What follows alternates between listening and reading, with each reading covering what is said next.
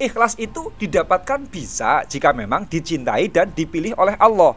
Tapi kalau sengaja dicari-cari, lah tahu-tahu rahasia kok kemudian dicari. Karena itu kalau Anda mau beramal baik dengan mencari rasa ikhlas, saya percaya Anda malah tidak menjadi beramal, tidak jadi beramal, batal amalnya. Misal mau sholat, sedang takbiratul ihram, lagi Allahu Akbar, lalu Anda mengecek hati Anda, saya ria enggak ya sholatnya? Nanti dibatalkan sholatnya. Lalu Anda takbiratul ihram lagi, Allahu Akbar. Anda mengecek Mengecek isi hati Anda lagi. Kemudian apa? Aduh, ini saya sholatnya ada hajat duniawi ini. Dan nanti sholatnya batal lagi. Lalu kapan Anda mau memulai sholat? Makanya ikhlas bukan untuk dicari-cari di balik amal baik Anda. Sudah ikhlas atau belum? Tapi tugas Anda hanya beramal baik saja. Ikhlas atau tidak, serahkan kepada Tuhan, serahkan kepada Allah. Karena itu adalah rahasia Allah yang artinya merupakan bentuk kemenangan Allah untuk diberikan kepada orang yang dipilih oleh Allah. Mabok ikhlas.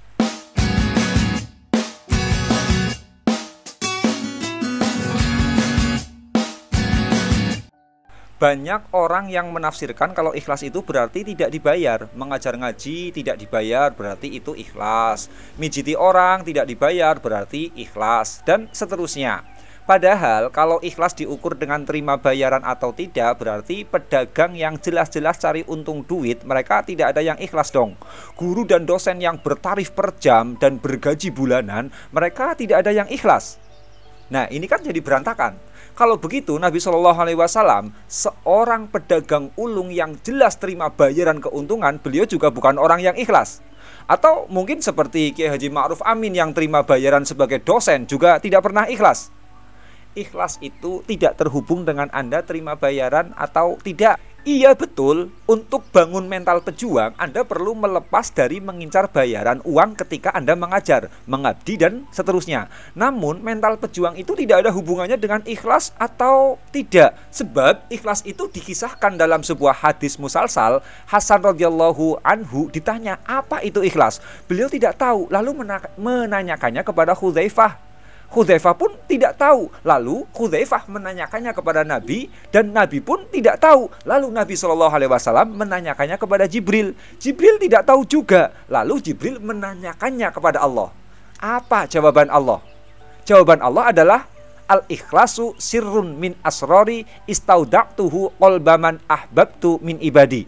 Ikhlas itu adalah rahasia dari rahasia-rahasiaku yang aku menitipkannya di hati hamba-hambaku yang aku cintai. Hadis riwayat Al-Qazwini. Ikhlas itu rahasia-rahasiaku, rahasia dari rahasia Allah. Itu adalah jawaban Allah. Kesalahannya, barang rahasia kok kemudian dicari-cari oleh Anda.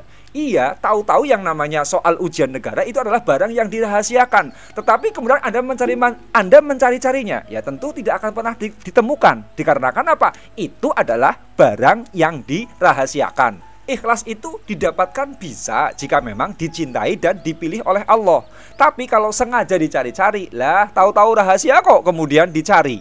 Karena itu kalau Anda mau beramal baik dengan mencari rasa ikhlas, saya percaya Anda malah tidak menjadi beramal, tidak jadi beramal, batal amalnya. Misal mau sholat, sedang takbiratul ihram, lagi Allahu Akbar, lalu Anda mengecek hati Anda, saya ria enggak ya sholatnya? Nanti dibatalkan sholatnya. Lalu Anda takbiratul ihram lagi, Allahu Akbar, Anda mengecek isi hati Anda lagi. Kemudian apa? Aduh, ini saya sholatnya ada hajat duniawi ini. Dan nanti sholatnya batal lagi. Lalu kapan Anda mau memulai sholat? Makanya ikhlas bukan untuk dicari-cari di balik amal baik Anda. Sudah ikhlas atau belum? Tapi tugas Anda hanya beramal baik saja. Ikhlas atau tidak, serahkan kepada Tuhan, serahkan kepada Allah. Karena itu adalah rahasia Allah yang artinya merupakan bentuk kemenangan Allah untuk diberikan kepada orang yang dipilih oleh Allah. Dengan dibayar atau tidak, ikhlas tidak ada hubungannya. Hanya kalau ingin bangun mental pejuang, Anda perlu diuji, tidak dibayar. Itu saja bedanya. Tapi itu, mental pejuang tidak ada hubungannya dengan ikhlas atau tidak.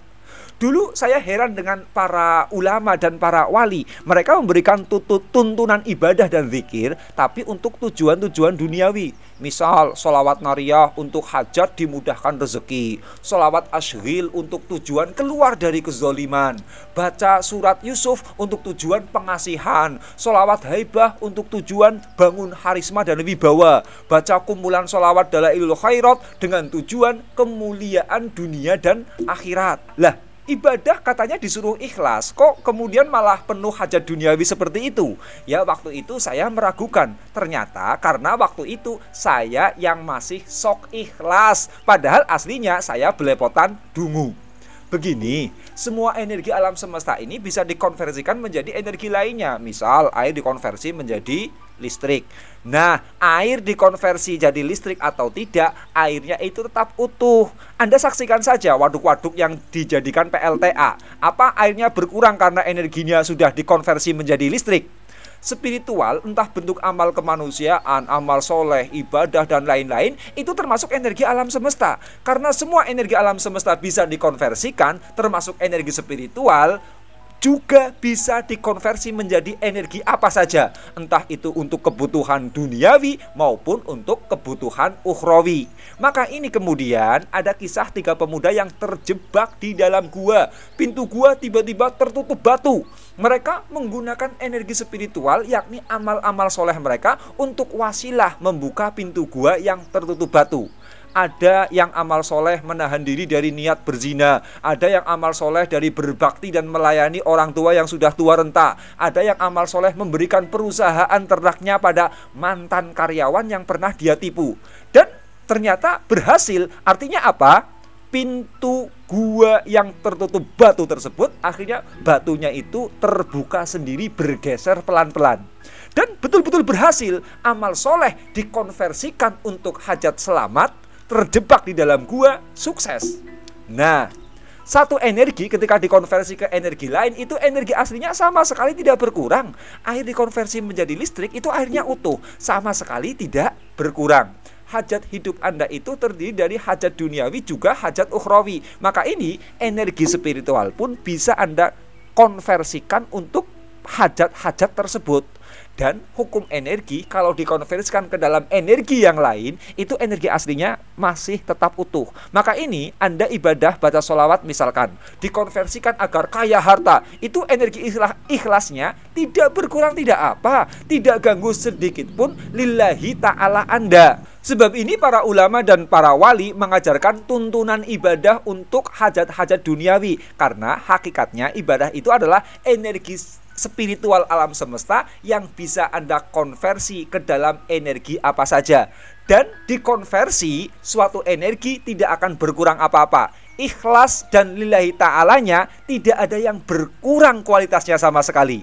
Guru saya pernah kecurian mobil, merelakan mobil yang hilang, itu energi spiritual tinggi. Saat itu beliau mengonversikan dengan berkata penuh tawakal, mobil saya yang hilang akan saya jadikan anak soleh.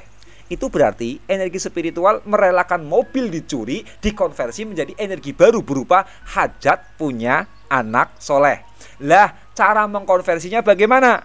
Ya, dengan niat. Sekali lagi, dengan niat, dengan visi dibalik aksi, dengan kemauan dan dengan cita-cita. Itu cara mengkonversinya. Ya, kalau level spiritual Anda itu level nabi, Anda enak karena urusannya hanya diri Anda dengan Tuhan. Kalau level spiritual Anda adalah level rasul, yang dimana seorang rasul itu harus mensejahterakan keluarga, mensejahterakan masyarakat, sejahtera agama dan bangsa. Apa iya Anda bisa ibadah mulus tanpa ada hajat duniawi? Tidak mungkin. Kalau level spiritual Anda adalah level rasul, mau tidak mau Anda harus konversikan energi spiritual Anda menjadi energi hajat-hajat duniawi. Dan tenang saja, spiritual dikonversikan untuk hajat duniawi akan tetap utuh energinya. Dikonversikan untuk kebutuhan akhirat tetap utuh energinya. Dikonversikan untuk kebutuhan dunia dan akhirat. Sekarang kalau Anda kemudian melakukan ibadah, melakukan perilaku spiritual, tapi kemudian Anda tidak mengkonversi dengan hajat duniawi apapun, tanpa ada kepentingan duniawi, ya boleh saja Asal Anda hidupnya itu hidup di alam kayangan para malaikat, para bidadari, bukan hidup di alam real ini. Jadi terserah Anda mau dikonversikan atau tidak, energi spiritual itu utuh volumenya. Kalau Anda sudah tidak punya hajat dunia dan hajat akhirat, boleh sekali Anda polos tanpa konversi. Saya kira hidup bisa lumayan polos dari hajat dunia itu bila nanti Anda sudah usia 100 tahun, di mana wakafnya sudah 20 hektar, anak-anaknya sudah saleh dan berilmu semua, plus dapat warisan semuanya. Cuma setelah usia 100 tahun itu, sesudah hajat dunia tuntas semua, Anda tinggal harus menghadapi hajat akhirat yang jauh lebih ambisius, karena Anda akan berada di akhirat selamanya. Kalau saya sudah lama mengkonversikan spiritual saya untuk hidup mulia dan mati mulia, untuk kaya dunia dan akhirat. Masih mau polos lillahi ta'ala? Iya, gayanya ikhlas, tapi ya beli rokok saja masih bingung duit. Gayanya ikhlas, Facebookan, medsosan, masih nyinyir. Itu kan jadi aneh.